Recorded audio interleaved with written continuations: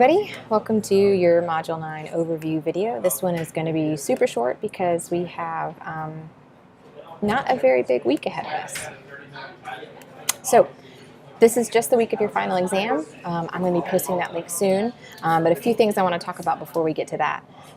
Last week you looked at, for Module 8, you looked at parenting, and you had that probably like optional skimmed article of Grantham and Parent Advocacy for Culturally Diverse Gifted Students. So hopefully you found some of those readings interesting, and I saw some of you posting some of that on the Google Plus forums. That's great. I'm going to be grading your literature review number 2s this week, so hopefully you enjoyed reading one of those research articles, and I know reading research articles is not super fun. It can be, but sometimes some of the research articles can be fairly dry in terms of when they get to a bunch of the stuff on statistical analyses, and if that's like your jam, then great. I hope you enjoyed that.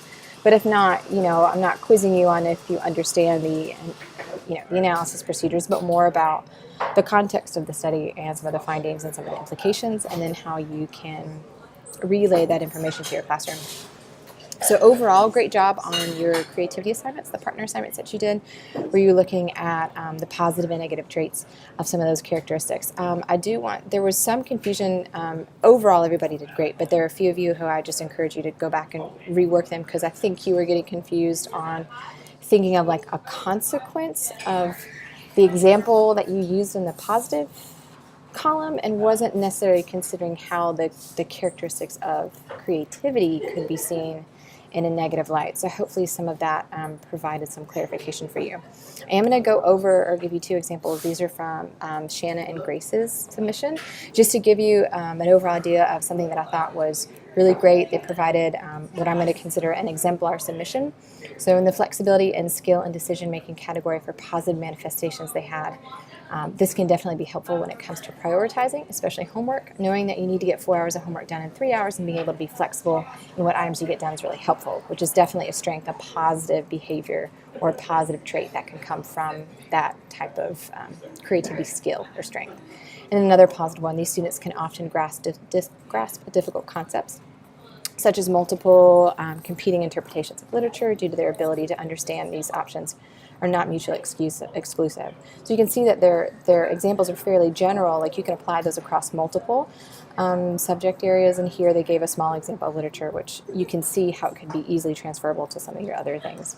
For negative, flexibility can make it challenging for students to be able to determine their own ideals and morals, since they are able to see things from so many different angles, which is really true. They often confuse themselves and have a hard time of understanding which one is the one to go with or something.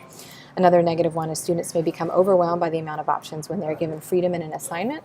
Students that fit this category often spend more time choosing what to do their project on than they could, leaving less time to actually do it.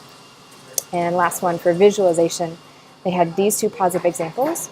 So visualization can be helpful when students are learning difficult concepts, like think about trying to learn about how a black hole or something that cannot be seen. And another positive way is that their ability to picture things unseen leads to strong inferential skills. And these are the students who can audibly gasp during reading time or while watching a movie before anyone else knows what's happening. For negative, in a state of depression, it's easier for these students to visualize a world without them, sometimes making the leap to suicide easier. Sorry, so dark. They had a few different dark examples in their submission, and I do want to comment that there are very highly creative, dark people in our world, and we often creativity isn't linked to just the positive, and so I think that's why it's really helpful for us to see how it might be seen as a negative behavior or how it might actually turn into something negative. Socially, this may affect the student's understanding of relationships. Visualization, again, they tend to overthink, reading too far into the behavior of others, taking a friend's quietness as an indication that the friend is mad at them, when the reality is the friend is simply tired that day.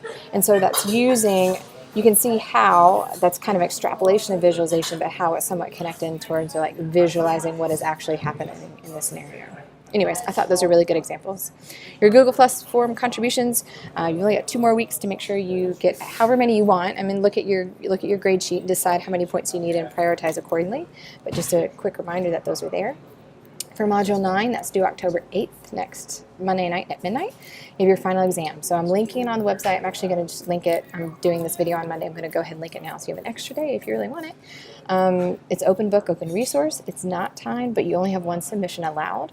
Your grade will be released to you once all exams are received. So when you click submit, you're not going to get your grade right away. I'll go ahead and release those once everybody has them. And just have a goal maybe to hop onto the Google Plus form and respond to just one person's post. Just like pick one random, look at it, make a response or reply to help, again, kind of many of you are putting out some really great questions, and some people haven't yet been able to read that post. So hopefully you can go on there and then check on any posts that you've made throughout Course 1, see if anybody has responded to you or asked you questions on your post. Looking ahead to Module 10, that's our last in-residence session for this course, Course 1, October 15th at 4:30. You won't have any readings for Module 10. You'll just be working on finalizing your case study presentations. Make sure you finalize your shadowing experience. That's also due, just entries 1 and 2. And then make sure your Google Plus form contributions are complete. That's it. I hope you guys have a wonderful rest of your week, and I will see you in 2 weeks on the 15th.